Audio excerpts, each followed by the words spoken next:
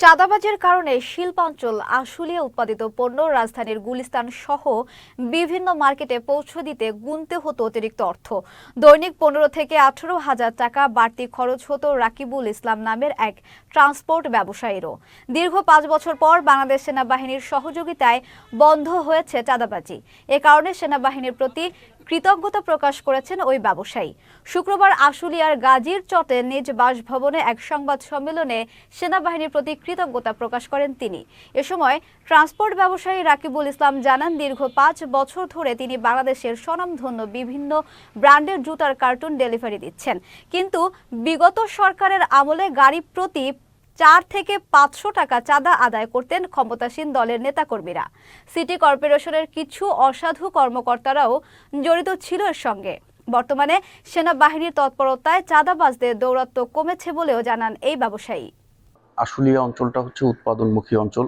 আমরা বেশ কিছু কভার ভ্যানের মাধ্যম দিয়ে এখান থেকে প্রায় দিনে 50 থেকে 100 কোটি টাকার প্রোডাক্ট বাংলাদেশের বিভিন্ন জায়গায় আমরা পৌঁছে দিই। ট্রান্সপোর্টেশন করতে গেলে আমাদের বেশ কিছু প্রতিকূলতার সম্ভাবনা তৈরি হয়। এবং আমরা প্রতিদিন এখান থেকে গুলিস্তান গেলে সেখানে বিভিন্ন সিটি কর্পোরেশন কিংবা এখান থেকে গাজীপুর গেলে কিংবা অন্য কোনো জায়গায় গেলে সেখানে সিটি কর্পোরেশন, শ্রমিক ফেডারেশনের নামে ভুয়া রিসিট হাতে লাঠিসোঁটা নিয়ে প্রায় প্রত্যেক গাড়ি থেকে 5 থেকে 600 টাকা করে চাঁদা নেয়।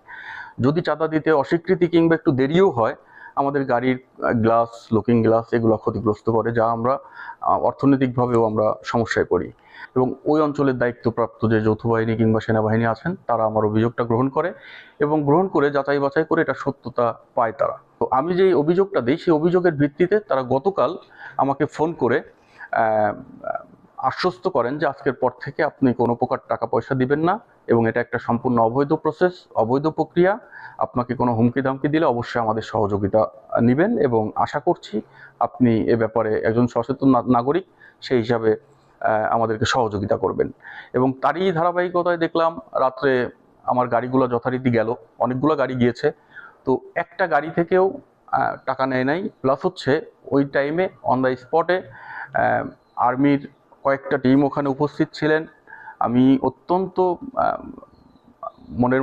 অন্তরস্থল থেকে ধন্যবাদ জানাবো যে সেনাবাহিনী আমাকে চরমভাবে উপকার করেছে।